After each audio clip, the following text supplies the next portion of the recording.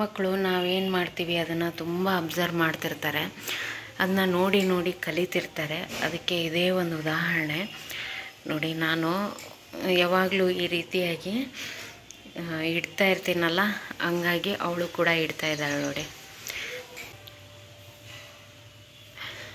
ಇದು ಒಂದು ಉರುಳಿ. ಇದಕ್ಕೆ ಕೆಳಗಡೆ ನಾನೇನು ಮಾಡಿದ್ದೀನಿ, ಸಾಣಿಗೆ ಬರುತ್ತೆ ನೋಡಿ, ಆ ಸಾಣಿಗೆ ಹರಿದೋಗಿತ್ತು, ನಂದು ಕಟ್ಟಾಗಿದೆ. ಹಾಗಾಗಿ ನಾನು ಅದನ್ನು ಸ್ಟ್ಯಾಂಡ್ ಥರ ಮಾಡಿಬಿಟ್ಟು ಇಟ್ಟಿದ್ದೀನಿ. ಮನೆ ಬಾಗಿಲಿಗೆ ಈ ರೀತಿಯಾಗಿ ಇದನ್ನು ಹೂವು ಹಾಕಿಟ್ರೆ ತುಂಬ ಚೆನ್ನಾಗಿ ಕಾಣುತ್ತೆ. ಅದಕ್ಕೋಸ್ಕರ ಈ ರೀತಿಯಾಗಿ ಇಡೋದು ನೋಡಿ. ನಾನು ಅವಳಿಗೆ ಬಿಟ್ಟಿದ್ದೀನಿ. ಮೊನ್ನೆ ಕೂಡ ಒಂದು ಸಾರಿ ಅವಳು ಇಟ್ಟಿದ್ಲು, ಹಾಗಾಗಿ ಇವತ್ತು ಕೂಡ ಅವಳೇ ಇಡ್ತಾ ಇದ್ದಾಳೆ. ಅವಳಿಗೆ ಹೂಗಳನ್ನ ಇಡೋದು ಈ ರೀತಿ, ಆಮೇಲೆ ತಲೆಗೆ ಇಟ್ಕೊಳೋದು ಅಂದರೆ ತುಂಬಾ ಖುಷಿ ಅವಳಿಗೆ.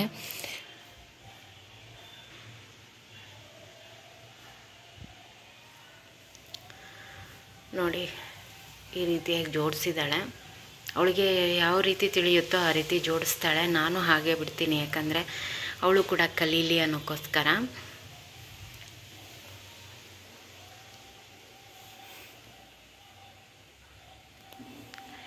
ನಂದು ಒಂದು ಕೆಲಸ ಕಡಿಮೆ ಆಯಿತು ಅಂತಲೇ ಹೇಳ್ಬೋದು.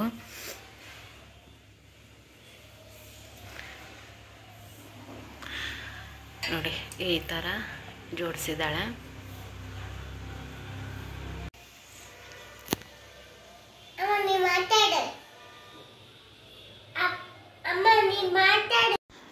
ಈಗ ನಾವು ನಮ್ಮ ಊರಲ್ಲಿ ಇರುವಂಥ ನರ್ಸರಿಗೆ ಹೋಗೋಣ ಅಂತ ರೆಡಿಯಾಗಿ ಹೋಗ್ತಾ ಇದ್ದೀವಿ. ತುಂಬ ದೊಡ್ಡ ನರ್ಸರಿ ಏನಲ್ಲ, ಚಿಕ್ಕ ನರ್ಸರಿ, ಪ್ರೈವೇಟ್ ನರ್ಸರಿ ಇದು ಒಂದೇ ಇರೋದು ನಮ್ಮ ಊರಲ್ಲಿ. ನೋಡಿ ಈ ರೀತಿಯಾಗಿ ಎಂಟ್ರೆನ್ಸ್ ಇದೆ. ಈ ರೀತಿಯಾಗಿ ಸಣ್ಣ ಪುಟ್ಟ ಗಿಡಗಳನ್ನು ಅವರು ಇಟ್ಟಿದ್ದಾರೆ. ಆಲ್ಮೋಸ್ಟ್ ಎಲ್ಲ ಥರದ ಗಿಡಗಳು ಇದೆ, ಕೆಲವೊಂದು ಇಲ್ಲ ಅಷ್ಟೇ. ಶೋ ಪ್ಲ್ಯಾಂಟ್ಸು, ಹೂವಿನ ಗಿಡಗಳು, ಹಾಗೆ ಹಣ್ಣಿನ ಗಿಡಗಳು, ಆಮೇಲೆ ಹ್ಯಾಂಗಿಂಗ್ ಪ್ಲ್ಯಾಂಟ್ಸು ಎಲ್ಲನೂ ಇಟ್ಟಿದ್ದಾರೆ. ಈಗ ಮಳೆಗಾಲ ಆಗಿರೋದ್ರಿಂದ ಒಂಚೂರು ಗಿಡಗಳು ಇದೆ. ಕೆಲವೊಂದು ಗಿಡಗಳನ್ನು ಇಲ್ಲಿ ಇಟ್ಟಿಲ್ಲ, ಸೆಲೆಕ್ಟೆಡ್ ಗಿಡಗಳನ್ನು ಮಾತ್ರ ಅವರು ಇಟ್ಟಿರೋದು. ಕೆಲವೊಂದು ಕಾಸ್ಟ್ ಮೀಡಿಯಮ್ ಇದೆ, ಕೆಲವೊಂದು ಜಾಸ್ತಿ ಇದೆ, ಕೆಲವೊಂದು ಕಡಿಮೆ ಇದೆ. ನೋಡಿ ಇಷ್ಟೊಂದು ಗಿಡಗಳನ್ನು ಇಟ್ಟಿದ್ದಾರೆ. ಪರ್ಸ್ಲೇನ್, ಪೋರ್ಚುಲಕ, ದಾಸವಾಳ, ಆಮೇಲೆ ಸ್ಟಾರ್ ಫ್ರೂಟು, ಅರೇಕಾ ಪಾಮು, ಈ ಥರ ಎಲ್ಲ ಗಿಡಗಳನ್ನು ಇವರು ಇಟ್ಟಿದ್ದಾರೆ. ಗುಲಾಬಿ ಗಿಡ, ಆಮೇಲೆ ಹೂವಿನ ಗಿಡಗಳಲ್ಲಿ ಗುಲಾಬಿ ಗಿಡ ಜಾಸ್ತಿ ಇದೆ, ಆಮೇಲೆ ದಾಸವಾಳ ಗಿಡ ಜಾಸ್ತಿ ಇದೆ ಇವ್ರ ಹತ್ರ.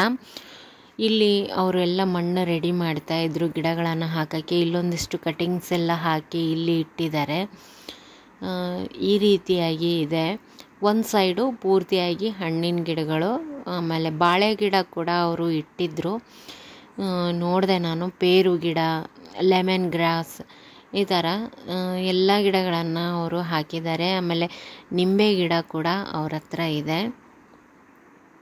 150 ರೂಪಾಯಿ ಹೇಳಿದ್ರು ಸ್ಟಾರ್ ಫ್ರೂಟು ಅದೆಲ್ಲನೂ. ಆಮೇಲೆ ವಾಟರ್ ಆ್ಯಪಲ್ ಕೂಡ 150 ಹೇಳ್ತಾಯಿದ್ರು ಅವರು.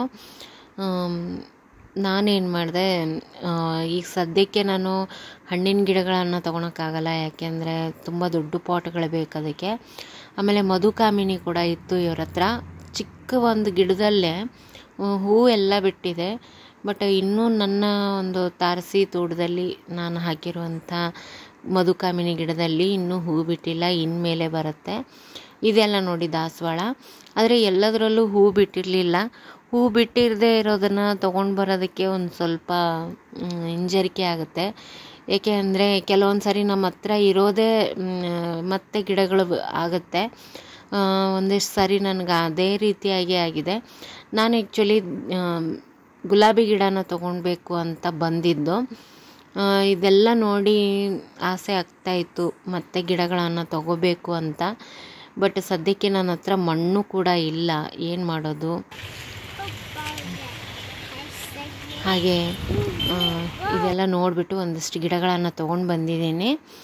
ಅದನ್ನು ನೆಕ್ಸ್ಟ್ ವಿಡಿಯೋದಲ್ಲಿ ತೋರಿಸ್ತೀನಿ. ಹಾಗೆ ಇದು ನೋಡಿ, ಒಂದು ಆನ್ಲೈನಿಂದ ನಾನು ಪರ್ಚೇಸ್ ಮಾಡಿದ್ದೆ ಬಲ್ಬ್ಸ್. ಇದು ನರ್ಗಿಸ್ ಬಲ್ಬ್ಸ್ ಇದು.